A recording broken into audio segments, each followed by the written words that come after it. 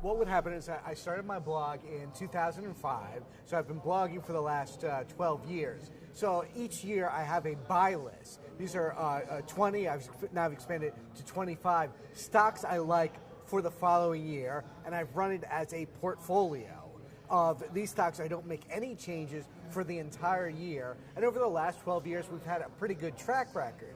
Now, a lot of people have come to me over the years and say, I love your buy list, I love your philosophy, I love what you do, and I'd like to invest in that. Do you have a hedge fund? Do you have an RIA? And so many people ask me this over the years, and I always said no. Then last year I met up with Advisor Shares. They're an ETF company, and we sat down, we had the idea of taking the buy list and making an ETF out of it. An actually exchange-traded fund that you can buy on the New York Stock Exchange, and you can buy, technically we can't say it is the buy list, but we say it's based off the buy list, so it's an easy way. You can just buy the shares and invest in the buy list. So in other words, you've taken what started off as just a financial blog, you just contributing to the community, as you always have, one of the first to do so, and then the rest of us kind of followed along with that model, so thank you for that. So we look to you to do what you're doing next, and I think that from a financial social community, right? I think we're all rooting for Advisor Shares. I think we're all rooting for what you're doing. So an investor can just now take that model and then just go ahead and just buy shares. They could sell it at any point. It's completely liquid. That's right. It works very well. We got the blog is Crossing Wall Street. We actually got the ticker symbol CWS, so we got that. Love it. So that it's straight on the it's a NYSE ARCA. It used to be Archipelago years ago. At the end of each year, we trade in 5 stocks and trade out 5 stocks. But if you own the shares of CWS, it's all automatic. It's all taken care of right inside each share.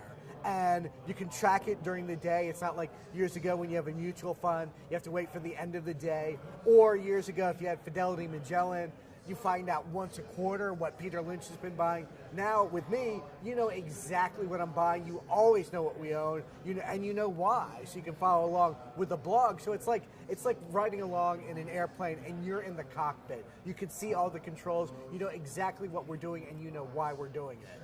And do you think that this is the start of a new trend, right? We're all watching. We're all watching very closely. We're taking notes.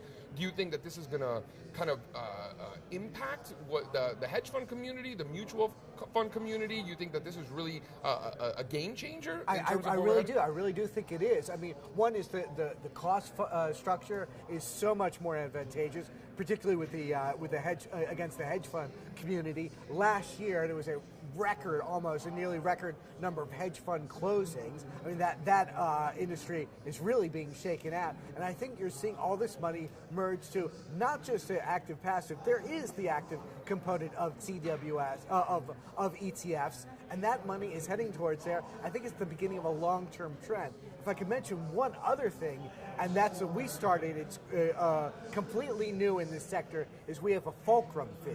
So what that means is if we beat our benchmark, that's the S&P 500, I get a little bonus.